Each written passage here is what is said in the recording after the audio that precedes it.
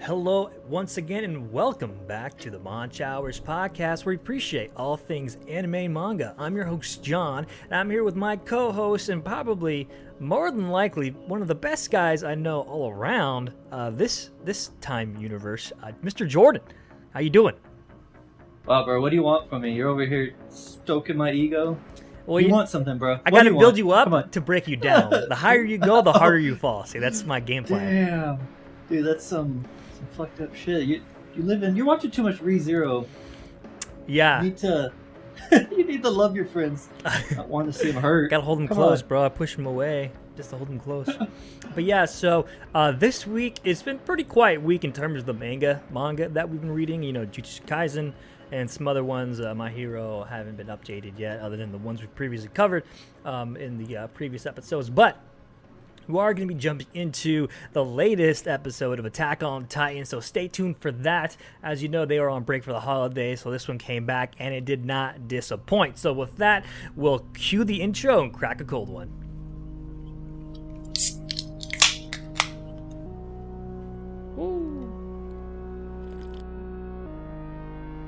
Welcome to the Monch Hours podcast,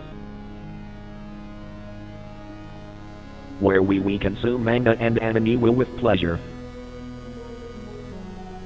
Crack a cold one and enjoy the show.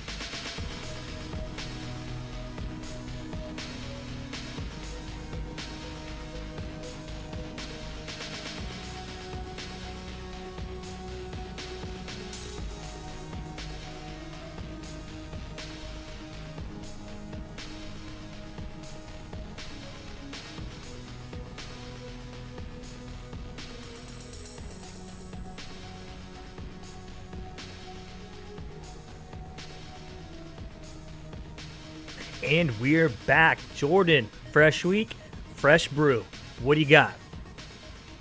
Bro, just doing a seltzer this week. No shame. Hey, bro, Nothing. there's no gate. We don't gatekeep anime, and we don't gatekeep brew. Alright, good, because I'm drinking it, and it's quite refreshing, bro. Hey, man, I'll be the first. That's what I need.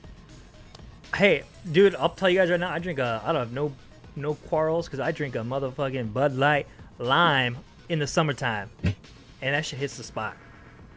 Yeah, dude. I mean, it's still 80 out here, so like some days, dude, I can't be doing no heavy IPAs.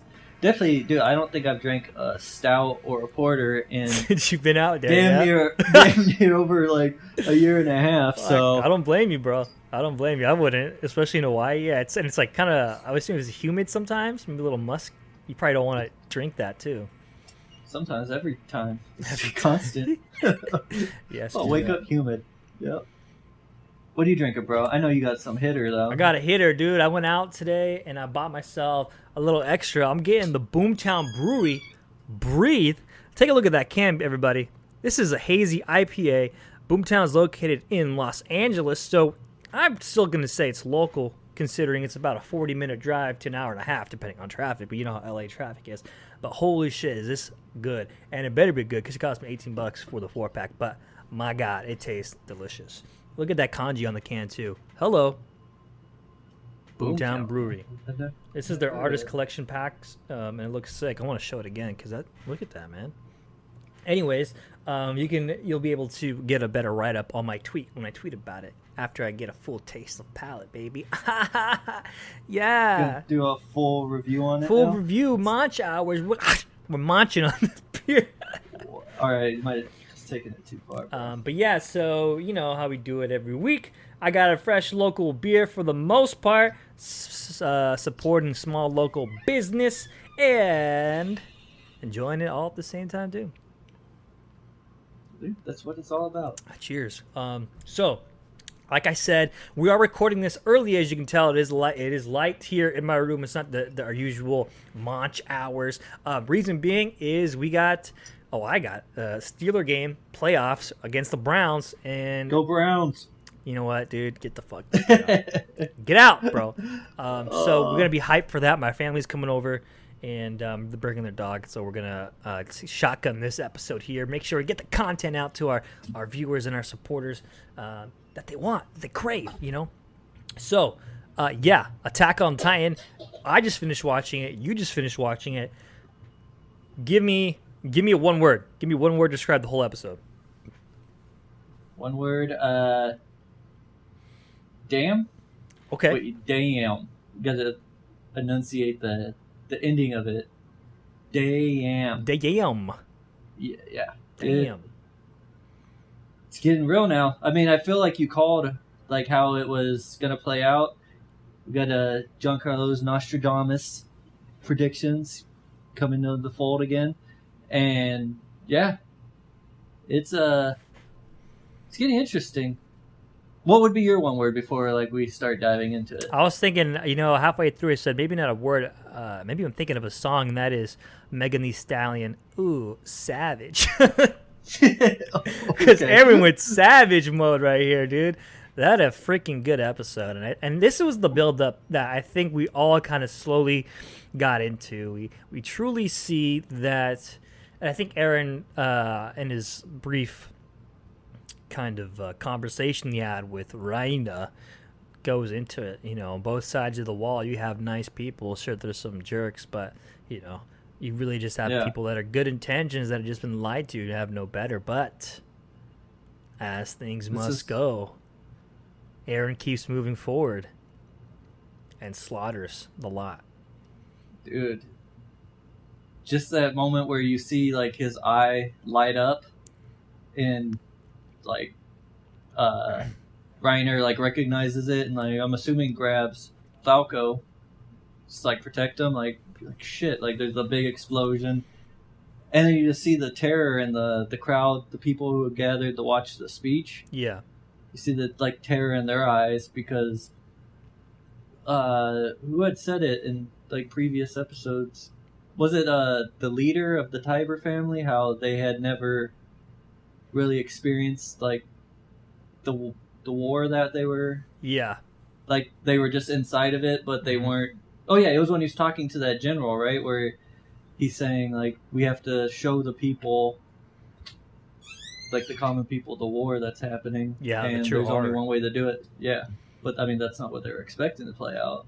no, they went and they got a lot more, and it's so cool how that happened because having that Tiber guy, whatever I forgot his name, kind of play in the background, you know, where Eren's conversation is in the foreground, really helps build the scene and exclamate just exactly what's taking place. And dude, when I heard Eren's signature Attack Titan scream echo through my speakers, man, I got chills. I got goosebumps. I was like, this, here it is. 4 episodes in, we get it. The Attack Titan, the founding Titan, Eren Yeager, is now on the offensive with his comrades. Woo! Who was that? Do you think that was Armin?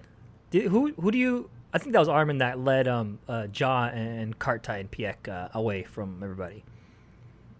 Armin's not that tall, though. That's the thing. Yeah, but I mean, it has been 4 years and they were kids.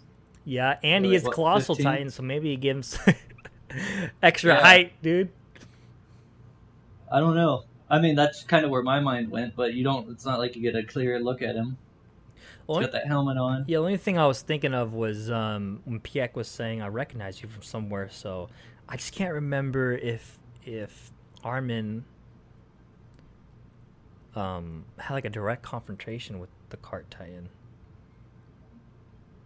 Yeah, I don't know. Unless like she saw him at a distance at the the battle of the wall. Oh, or what about this? She recognizes him, but not in a physical appearance, but in the way that a Titan would recognize another Titan can see as the Colossal, so it's got that same kind of energy. Ooh. Oh, maybe the aura. The aura's Titan aura. there. Ooh. The energy. Oh, man. All right, maybe. Maybe. But yeah, dude, so good. And, like, it's so clever that he traps him into that cellar, and they kind of obviously have no way out, because if one of them transforms, you're going to get crushed within the other. So, like, how this is all this, like, mastermind taking place. It's so good. I could have wanted nothing else other than this. There's nothing I would approve on this episode. Yep. It was cool, too. We got more, just backstory on the world in general, how the king had really just wanted peace, and Tiber was using, like, that information that they never had released, but then with his to further his agenda to make it not look like the king was the bad guy, even though that's who they had said was the bad guy for all that time. But then trying to, like, say that there was new rebels that were radical, and they wanted... So it was like taking the target off of them and saying, like, we lied to you, but now we have a real enemy. Yeah, we lied to you to protect you, but actually shit's really happening. Yeah, which is also a lie. Like, yeah. Well, I guess it's not really a lie. It just depends on what side you're on. Like Eren said, like, there's good people on both sides, but he's like, to me, everyone across the sea was a bad guy. Right. And he was like, and to you, everyone inside the wall was a bad guy. And that makes sense. Like, it's like, we're both the same. It's like, you were kids taught that we were bad, we were devils.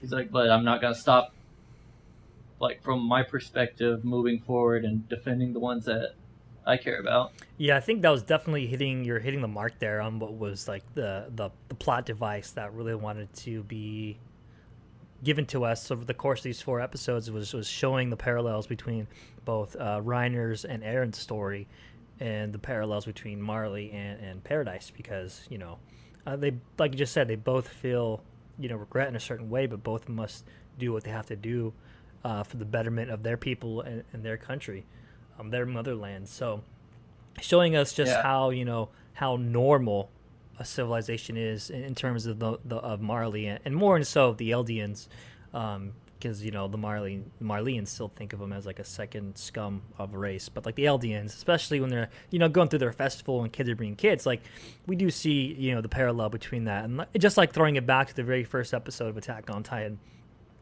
when it's just Armin, Mikasa, and Eren just having a good time being kids, and then then their mom gets the walls break, their mom gets eaten. This is now kind of the reversal of the parallel. We have the Eldian warrior prospects being kids, and now this horror that's come into place. And also, what I thought, I didn't catch this when he said it, I think because I was just so immersed into the episode, but as Eren's talking to Reiner, he one of his reasons he says for doing what he has to do, he says, and that is because I was born into this world. And that's actually a direct reference line from a flashback Eren had in one of the previous episodes. I think it was season 3, when it's Eren's mother holding Eren, and she says he's already special because he was born into this world. So that is actually such a cool piece of dialogue that I missed, but luckily Twitter came in clutch, and this was posted by a guy I follow. I don't really know too much about him, but he's got his head on straight, and he's got some really good takes. Ryomen Sakuna, Shad's Manga Only. He posted this, and I saw that, and I said, damn, dude, I did not catch that. It's fucking awesome. Yeah, some people could just pull, like, content from years ago, and, like, just, it's insane how some people's brains work. They're able to, like, recognize those nuances and story beats that the mangaka or storyteller isn't even, like, gonna hit you over the head with, telling you, like, with the flashback. He could have, like, showed, like, this is the world I was born in, and then, like, a flashback to his mom saying that, but they didn't do it that way, and it's cool, like, people who are able to make those pulls from, previous seasons. I think it. Because Go my ahead. brain doesn't work that way. Well, no, I think it does, dude. Because if we think back into like just our most recent reads of Chainsaw Man and Jujutsu Kaisen, there's been times where we've like it's crossed our mind like mid sentence as we're talking about it, like oh whoa, it's a parallel. Like when like you brought it up when the first time Denji and Pochita met, they're in a dumpster. Then fast forward, you have Power in Denji in a dumpster, right? You're the one who brought that up. So gotta give some credit to yourself, my guy. Nah, dude, I'm gonna be a. And Jujutsu Kaisen, Divergent Fist, with Yuji.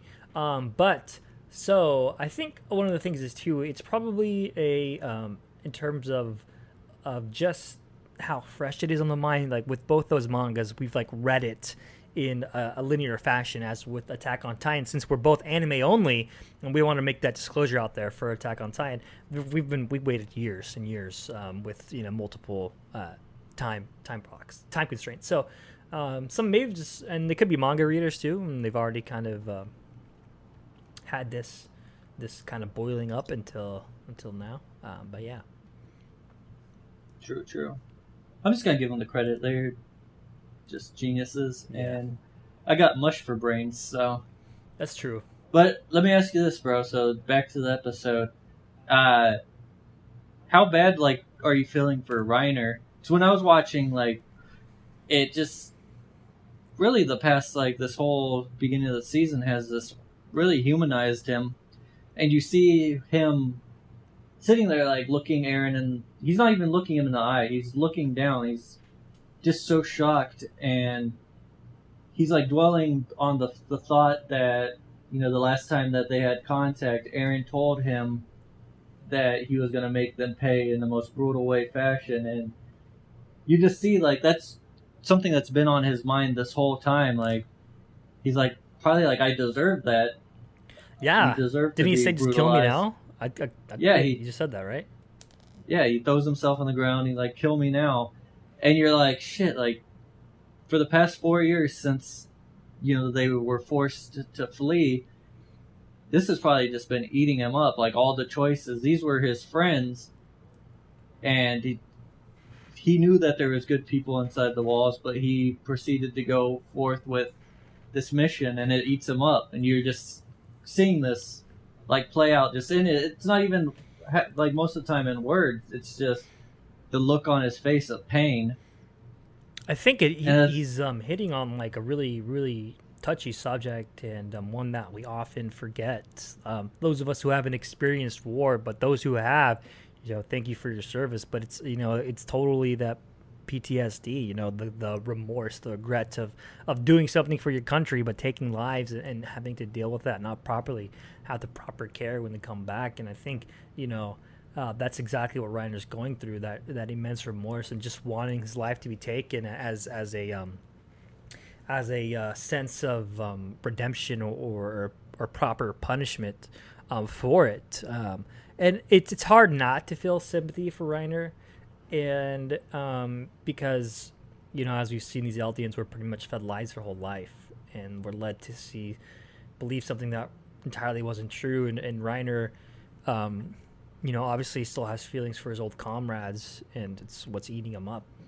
And I think I always want to say how excellent it's been done, because if I take a direct contrast to another series that we've been reading, it's My Hero Academia, and we just had that one chapter where it's there's talking about Mr. Compress, and he had a short story, a short flashback. He comes from a line of great thieves that steal from the rich and give to the poor, and it kind of fell flat, didn't really hit the mark, but it was showing us a way to humanize the villains and feel sympathy for them. So right there is a really good contrast, I think, into us feeling real connection to Reiner, and not, and saying to ourselves, well, if I was in the same position, I probably feel the same way.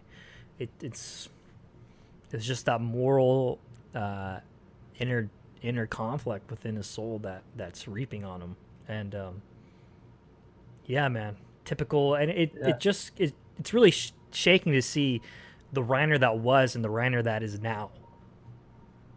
Yeah, he's not the confident, almost just arrogant just bordering on arrogance. Well, it's not even bordering. I think he is arrogant. He's not that person. He's kind of been. He went from an unshakable conviction to He on doesn't. his last yeah, steps. he doesn't really believe 100% in the cause anymore, just from what he's seen. Which, I mean, it's like Eren said, like we just mentioned, there is good people inside both sides, and I think what's really shaking him is the fact that he even mentions it is his intentions weren't the best. He went forward with the mission when the rest of the members of the group were more like pressing to turn around and retreat in the beginning after their leader died, and his motivation at that point, when he's young and arrogant, his arrogance was that he just wanted to be revered as a hero, not really to save the world. He just wanted the accolades that would come with this completing this mission. To not be an Eldian, to be an honorary Marleyan, and then having that thrown in your face and saying, almost like, no, I don't want to be a Marleyan. I'm proud of my race, my Eldian heritage. You can definitely see that.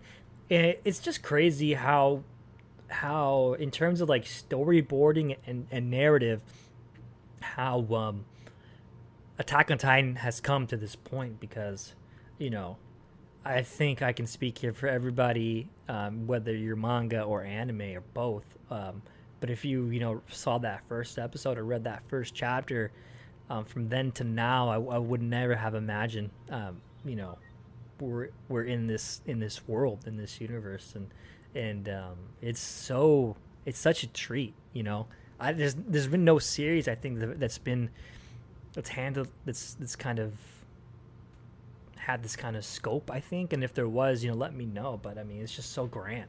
Like, the story is so immense. Like, wow. Yeah, for sure. What was I gonna say? So at the end of the episode, this is something I want to hear Nostradamus Giancarlo's predictions. So you think we're gonna either see the Hammer Titan come out? I feel like we have to see the Hammer Titan. That's where I'm leaning. Or do you think he's just gonna get eaten? Well, I mean, 100% he's coming out, because it showed in the preview that he's coming out. Oh, well, never mind then. All right, your prediction is null and void since it's already... Yeah, well, see, I can't put the front. If I already know, see, I'm going to be honest with you guys. I'm not going to front, I'll tell you right now. Like, I think I was wrong about something. Oh, yeah, I was like Denji in the TV, and I was like, I'll let you guys write. Fucking no. When I'm wrong, I'm wrong. You make fun of me, point at me. I'm just a fucking weeb, and that's here throwing my uneducated 2 cents out the window, and hopefully other people appreciate that. But yeah, just doing your best. Yeah, I'm doing my best. God damn it. Yeah, Warhammer Titan's coming out. I don't know who it is. I want to say that it could be that Tiber guy, and if Eren doesn't eat him, I thought Eren would be eating him, to take his Titan power, and maybe Eren thinks it's him. That's why he wants to eat him, to take another Titan away. Or maybe he just threw him out and doesn't really care, and as his body's like laying all decrepit, and that's when he morphs into the Warhammer Titan. But man, and we still have Zeke hanging around somewhere. I'm not sure where he's at, so the Beast Titan's still in play. Yeah, I'm curious. So, did I miss something? They mentioned that they had sent a group into Paradise, and only the Armored Titan returned. That's right.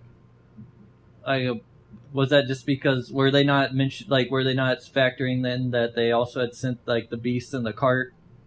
Yeah, I think this is from the original group. If from the original with that guy Marcel, it was armored, female, Jaw, and Colossal, right? Yeah, that was the 4 that originally went in. And I think Beast came in as kind of backup and rescue at that point. Gotcha. And I think that's where that 4, the only one came from. Because they still have... Eren's crew still has Annie. She's still in that crystal. Yeah, Armin's Colossal, and Ymir did have Jaw, but they got Jaw back, and Armor Titan, yeah, Rainer.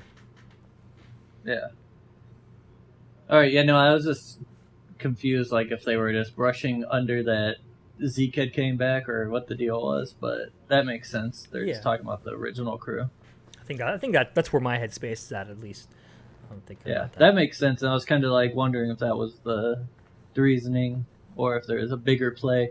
That's what happens when we're over here trying to make predictions. We're trying to think too much into it. Hey, hey, if it comes out, man. Hey, I was trying to make predictions. I don't know. Yeah, but I was reaching for something, bro. There's nothing there. The reach was there, but I think, I'm good, man. I'm good on this Attack on Titan. I'm excited for the next freaking episode. I wish it's such a bummer watching it weekly, but at the same time, it's such a blessing because we got it contained in the hype, and I love going into like the anime onlys, and everyone's like thinking, going, "Oh my god, what the heck? Did not expect this?" And seeing Twitter kind of erupt as well is really cool. Being on the hype, yeah, I think we pretty much covered the most of what we wanted to talk about for Attack on Titan. Other than, if we want to get back into like some nitty gritty stuff, but how about we jump into what you've been reading? Anything else you've been watching? We'll kind of wrap this up here. We're keeping this one short and sweet for our AOT fans and our listeners here. But what are you reading this week, man? You still One Piece? Still One Piece. Almost done. I just got a few more chapters in the Alabasta arc. Mm-hmm. So, from what I've read, that people like really hold this arc in high revere. So, and I've been enjoying it. So I'm glad I'm not an outcast in that aspect. It's been a lot of fun. Right. Dude, you need to get on some One Piece, bro. That's so crazy because like I really, when I ranted last week about Bleach, right? I ranted and then someone, what was it? Someone in a Discord server I was in, it's like they wanted an anime recommendation. They're just kind of getting back into it, and that got me thinking because other people were talking. They mentioned One Piece because some of them have a couple One Piece stands in there, and I was thinking, he's like, I don't think I've ever heard a One Piece fan complain of like fillers, Bro, there's no filler. I haven't read a single filler. That's why, and this whole manga. It started flicking in my brain, like my neurons started flicking on. And I was like, "Whoa, am I really like?" I know, and it's at its 1,000th chapter for a reason. Like I don't see much. The word I'm looking for lack of a better word, negative opinions of One Piece of those that have watched and read it, other than getting used to that initial character design. Like Luffy is a good hero. He's a good MC. He's got some good comrades like Zoro and the suit guy and the long-nosed guy and the reindeer and the girls. I gotta remember this. I remember like watching it on kids like WB. So I think when I finish this Bleach, I think I'm going to do is I can't stand, I'm dropping the Bleach anime, dude, after Iranka arc, because it's fucking rough. It is fucking rough. But I finished the manga, the Iranka arc, and now I'm into the Fullbringer, and I got a little teary-eyed because, Rukia is like, at the end of the Iranka arc, he essentially loses spiritual powers, and he can't see Rukia anymore, and they had like a nice little like go away, and it was a really good ending. And so I don't want to spoil that ending with the anime. So I think I'm jumping to One Piece probably this year. I honestly think I am. Damn. I mean, you do it, bro. It's so good. Because I'm down for that, and I think it's something too. It's it's just one of those series that you at least have to dive into. It is a part. They are the big three for a reason. Bleach, Naruto, and One Piece. They are the big three for a reason, given the time of their animation. But their praise is undeniable. For sure. The thing I love about One Piece, and like from an outsider looking in before I even started it, was you see Luffy and it's kind of like you don't see the appeal. You see in Goku, you see the appeal, he's yes. Like Ichigo, he's got that heart. I just like the character design, just looking at him too.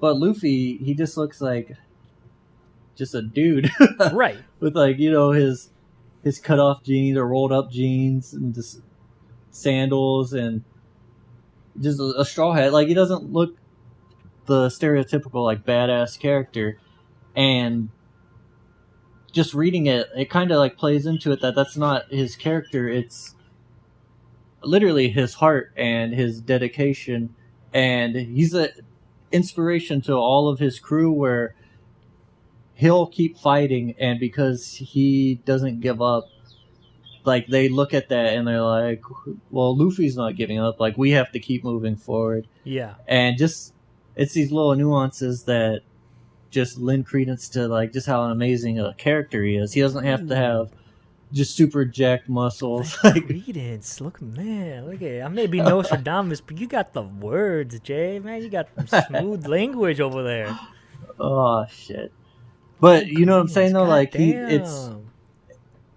it's just Let me I get think that it's right up, good. bro. Let me get that right up here. Let me see that Yeah. Reddit post, baby. dude, I'll give you them transcripts. Yeah. You're writing our But I descriptions think from it- now on, dude. Aw, more work. Well, bullshit, School more work. now- You come out and record talking to me about more work. Yeah, true. You do editing. Everyone give thanks to John over here. He's editor extraordinaire. I'm just over here just mumbling, stumbling over words. But yeah, just I think it wouldn't make Luffy as good of a character if he was like a character who was super like eye appealing. Right. I think this is the way that he was designed just for a reason, and it makes him an even stronger character. So right now, like going through it, he's one of my favorite MCs out of Wow. almost any manga. Yeah, like he's that good just through just his good-hearted nature. Like he's just a good person, and sure he wants to be a pirate, but to him that's not like being a bad guy. Like it might be in most scenarios. And he's just out there like on an adventure. Yeah. And he's got his friends and they're just doing it, and he's loyal to his friends and he's down to make new friends and Right. bring them into his family. It's good times, and the powers are cool. I've read off a couple of chapters, and this is kind of like I think the just the grandstand appeal of it. I would be lying if I said I wasn't curious, and like I've broken into a chapter, and I think it was in like the chapter of like the 300s or sort, but it was it encompassed a time. And what chapter are you on? Because I don't want to spoil this for you, because it was even like we mentioned outside looking in, like this is me as a person that really had nothing wanting to do with One Piece. It wasn't really negative, but it was a thing like I don't have time and it doesn't really interest me. But a particular fan art that I saw caught my interest, which made me read this certain chapter, or like chapter or two, and I enjoyed it, and I enjoyed it a lot. I think it was something that. Whoa, geez, sorry. Whoa, what was I that? got the fucking sneezing fruit curse, whatever. The sneeze fruit. The sneeze fruit. Yeah, but it was like really good, narratively really good, and I felt the emotion. I felt the emotion in that chapter as a person who had no build up into it, which I think says a lot. And so I think like this past year, and especially like these last few months, especially with you reading it, has really just overclocked my interest in One Piece. Yeah, the characters are so good. Everyone has such an emotional backstory that just makes you invested in them. Even though some of their art, you got Usopp with his long nose, like he's not Usopp, yeah. Yeah, he's not eye appealing at all, but just his arc, just the backstory about like why he's the way he is just cool, and it like makes you respect him. There's the same with all of them. They all have these, and it goes to like Shonen Jump. Like I bought Shonen Jump, so I'd read the series. That was Naruto. One Piece was in there. Like I mentioned, Shaman King. So I'd read it. Like I understand, and some of these characters. So I think I might just have to jump the gun, man. Dude, take the plunge. Bleach is over. I'm in the Fullbringer arc for the manga, so I think think I'll probably get to One Piece. Yeah, pretty soon. But I got to make sure I keep my plate not too full. Yeah, no, I hear you. I'm not regretting it. I don't think you would either, bro. Hell yeah. But yeah, I mean I feel like we talk about One Piece every week with me, so That's I good. won't. If it's praise, it's praise. You know, I'm sure you have One Piece fans out here going, "What's up, Turbo?" Because there's always the battle of like the big three, which one's the best. So, but it's hard. I like all three. Yeah, it's hard at this point in time. Like they're established for a reason. What they've done for the anime scene, the manga scene, bringing it to the forefront is something that few. You know, like I said, there's a reason they're called the big three, and you can't deny that fact. And it comes to today's, you know, there's obviously like what we have is like Kimetsu no Yaiba, Demon Slayer, Black Clover, you know, Boruto, Attack on Titan. We have our own big shots here. So, Well, I mean, the power of like the big three is they're still going on. Like you got Bleach coming back. Yep. You've got Naruto continuing in Boruto, Yep. which I continue that. I just tie that in as it's a continuation of Naruto's story, and then One Piece is still going. Like these wouldn't be going on if there wasn't such a fan appeal to all three. I agree. And even the Boruto manga is catching a lot of flack recently. I'm enjoying it. I'm reading it. I'm reading Boruto, so it's pretty good if you ask me. Naruto dead? No, Oh, okay. I could say that without a shadow of a doubt. I didn't know if there. I have no. There was the rumors and the conspiracies as to why the narrator was let go. And that was one of them. The whole point of it was that, like, and I think you hit the nail on the head there. It's a continuation of Naruto. It's like, how can you have his son Boruto have his own story when people like Naruto and Sasuke exist in the universe? Like, when you think about it, it's like, okay, why would Boruto have to fight this villain when Naruto and Sasuke can come in and clean house in like 5 minutes or less, you know, considering how strong they are. So it's like, well, you have to kill him off to preserve that narrative, and I think other things were taking place in order for that to happen. But he's not dead, so you don't have to worry about that. All right. Good.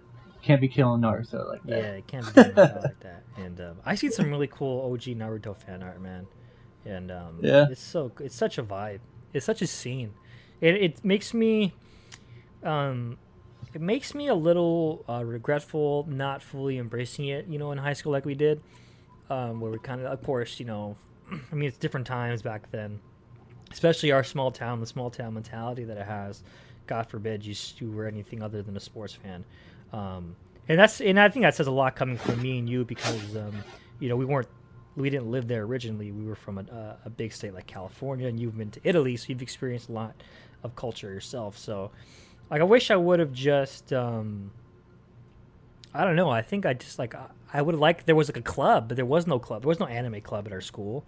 You know, no. I would have liked to make relations with some of our friends there that were into it that I might not know of and would not know of because I didn't like represent it. Like now, you know, I'm fucking have a, you know, anime lanyard and shit hanging from my waistband when I go shopping and stuff, and I got this mask that I wear all the time. It's a Akatsuki Naruto. Ship it in right here. Bam. Got them clouds. Got them clouds, bro. And even like, nice. what's the guy's name? Oh god, he's such a badass. UFC fighter, lightweight. Stylebender. Stylebender, yeah, he's fucking took his weigh-in photos. He's got the Akatsuki button up all the way to the top. I'm like, damn, man. Did you see his where he's talking about Death Note and he's like He writes him in the Death Note. He wrote him in the Death Note, and then he's like, you know, the power of the Death Note. When you write someone's name in it, the Shinigami comes and kills him. Yeah. He's like, I wrote his name in the Death Note. I was like, well, that's the most badass thing you could say. Yeah. So it's just like, that's why I'm really happy to, you know, when we have the old man mentality, like really happy of the younger generation being as expressive as they are when it comes to anime and manga and the whole scene. So, but I mean, there's always that like old man mentality, kind of like back in my day. And I'm saying old man, but like not even fucking. I mean, you're 30, like our age. Yeah. But you know what I'm talking. You know what I'm getting into here. So I'm excited for more. I think I'm just excited for the generation. The only thing that's unfortunate is as things grow, so does conflict, and the bitterness and the bickiness between fandoms is becoming more rampant. The toxicity is leaching out from within, and we gotta snuff that out. And if someone's a new fan, don't gatekeep them. Get them in here. Don't try to sound all pompous and shit. They're interested for a reason. So, help those new fans out. Yeah, for sure. Don't do it for us. Do it for the creators. Yeah. Help lace their pockets. A lot of them, I mean, that's like manga. Like it's like their passion. Right. They should be supported. Yeah. Anime, they have more backing, but from what I understand, a lot of like at least the background artists and whatnot don't get treated as well. So whatever we can do to get more people, more eyes, more money into it, it's better for the creators. Yeah. And then ultimately, I mean, what's better for them is better for us, right? So. I mean, yeah, because we're getting movies that are coming in theaters more often. Yeah. Brand releases. And yeah, man. So I think Mugen Train. Mugen Train, which I need to see. It's not out yet, right? Not out here. Not for us, no. Man, why do we get deprived for like 4 months?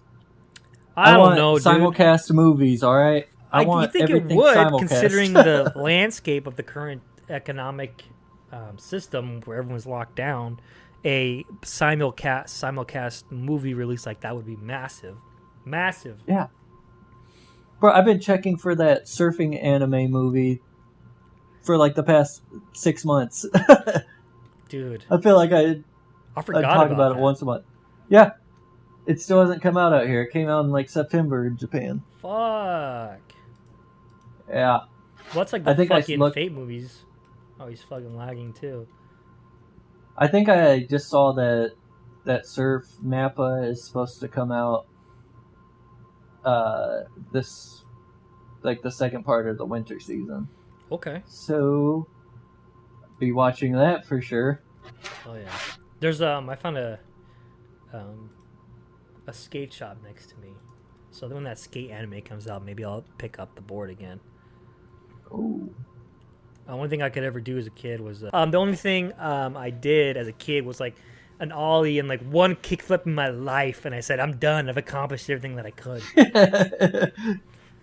You hit the pinnacle. I hit the pinnacle. Skill. I knew this is as far as I can go, and I've accomplished it. But being in California really makes you kind of miss that scene. And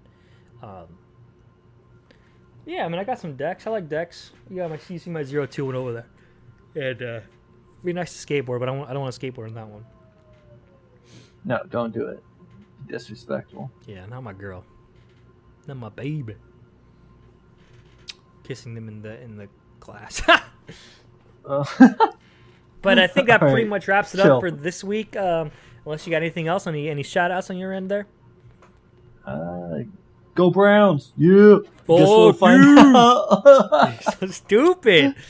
Okay, so yeah, next week coming back with hopefully some more manga that's come out. Jujutsu Kaisen, of course, and I think how soon is the second part of the anime coming out? Isn't it next week too? It might be next week. I think next week too. So we're coming back with Jujutsu Kaisen. Hype for that. I am reading Vigilantes that came out as well. Super good for manga. In terms of anime, ReZero came back. I have not watched that yet because I don't know how my feelings are going to be, so I'm going to get this Steeler game out of the way before I jump into that. Attack on Titan's amazing. If you guys want to find us, you know where to find us. We're on Twitter, we're on Instagram. Hit us up. We just love to converse about anything anime or manga related, anything nerd culture related. Like you want to talk about The Mandalorian, hit me up.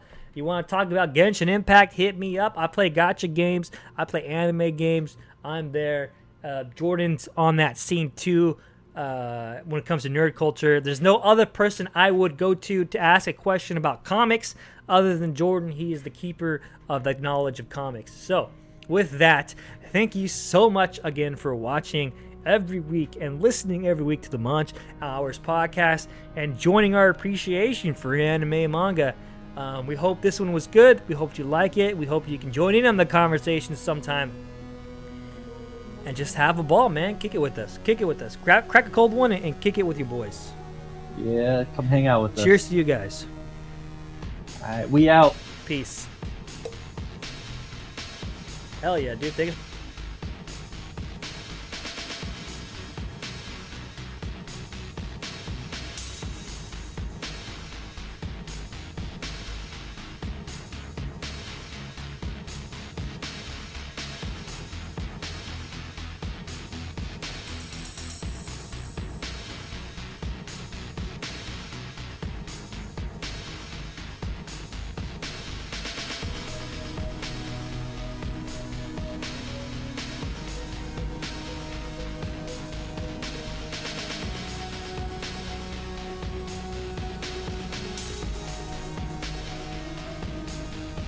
Thanks for watching. Till next time on Monch Hours.